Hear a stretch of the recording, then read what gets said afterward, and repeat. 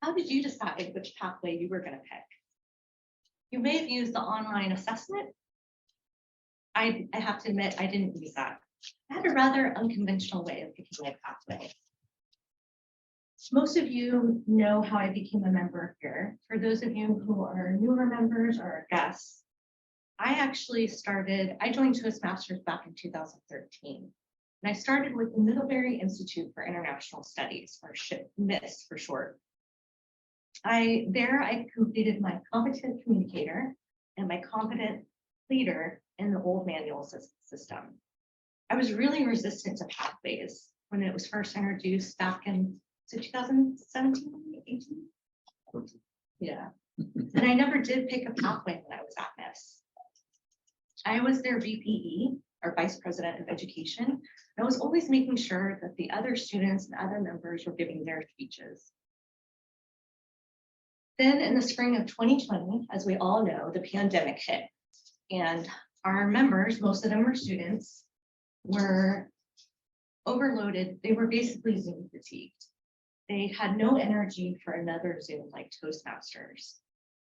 So the president, Megan, who I think is the number online there, was our club coach, and myself. We all made the very difficult decision not to renew our dues and to let the club close. That same month, Megan or around the same time, it was about August 2020, Megan was the Division A director, and she asked me to be one of her area directors. Well, in order to be an area director, I have to be in a club of good standing. So I quickly came over here to NPS and asked if I can join. And thankfully, you guys all accepted me. I'm very grateful for that. When I got here, I noticed everyone was in pathways. Everyone was working on it. And I realized I've got to stop dragging my feet, got to drink the Kool-Aid and pick a path. And I picked leadership development just because I liked how it sounded. So I went back into EasySpeak to look, and it was actually 2 years, as Carl mentioned, 2 years ago, almost to the day, that I gave my icebreaker in the leadership development path. It was November 13th, 2020. And at that point, I was used to speaking in front of my MIST group. But when I joined NPS, everyone was new to me, more or less. And so speaking to new people and using this new format, Zoom, made me kind of nervous. And it made me nervous all over again. And I hope she doesn't mind me sharing this, but our previous District 101 director, Francois Mueller, had admitted at one point that it was during a demo meeting for Carmel Improv, which I'll explain in a minute. She admitted during the demo meeting that she was nervous to speak in front of new people. And that kind of struck me because I realized that was part of my problem. With MIST, I could talk to them until I was blue in the face. It didn't matter. But when I was with this new group and then on this new platform, it made me nervous all over again.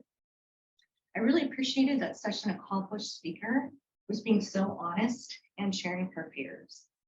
I finally got used to speaking on Zoom, and then a couple months ago, we went to hybrid, and then we were back in person, and I had to learn how to control my nerves all over again and speak in front of an audience, a live audience.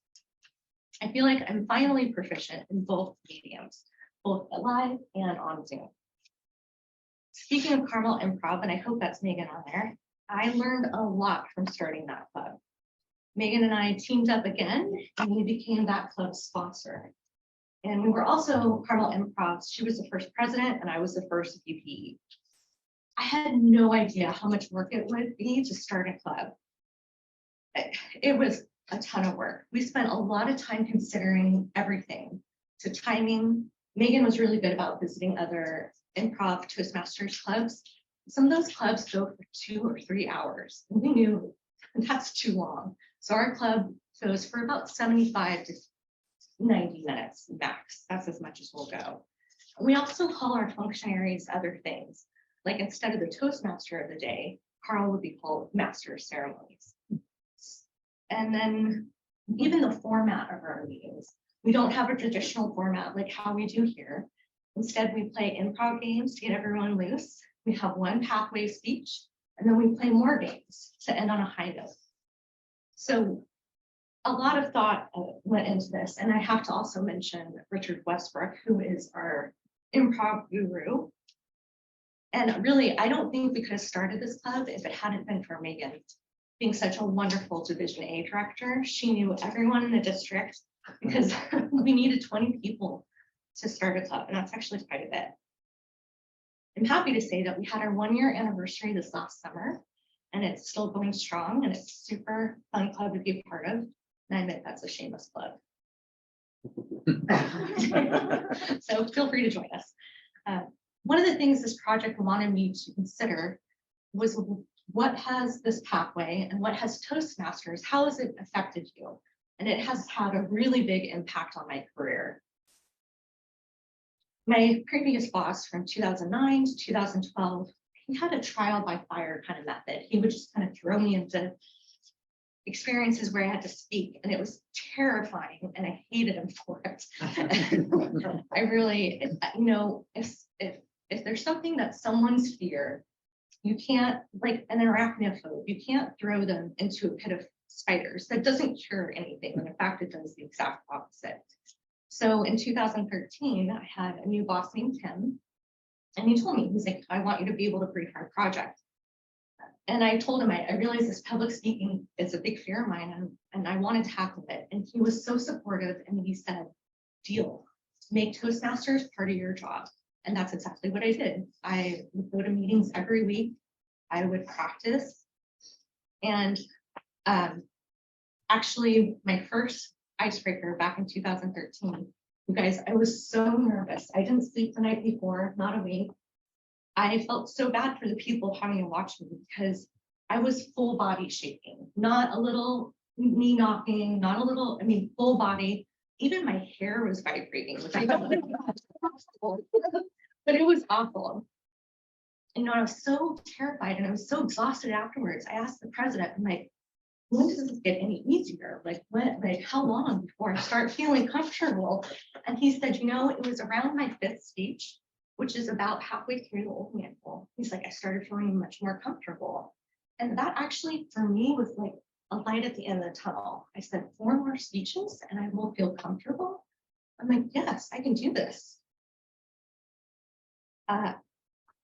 Actually, I like how Christian Crump, for those of you who know him, he calls it stress inoculation. That's what Toastmasters gives us. It inoculates us to the stress, basically. And it inoculated me from being such a shaky mess. And basically, this would be the advice I would give a new Toastmaster. Pick your project, work through them, give speeches regularly, and it works. It really does work, and it makes a big difference. Back to my old boss, Tim, I'm so grateful that he was so encouraging and so supportive.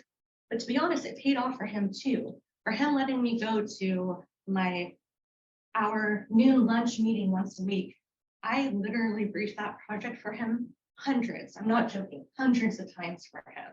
And that freed up all this time for him to do more important stuff. It really was a win-win. So what are my next steps?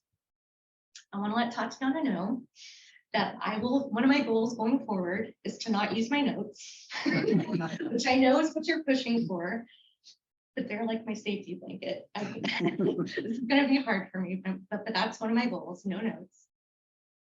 You guys may have noticed that I've been giving a lot of speeches lately. I'm trying to finish up this pathway, and then I need to finish up levels 1, 2, and 3 in my visionary communication pathway. Then I can qualify to start working on my DTM project, and that's a distinguished Toastmaster. That's the highest level you can get in Toastmasters. So I have 6 more speeches to go to finish out those 3 levels. And once I'm done with that, I'll qualify for my DTM. And I just appreciate all you guys listening to me work through all this. Thank you very much, Mr. Toastmaster.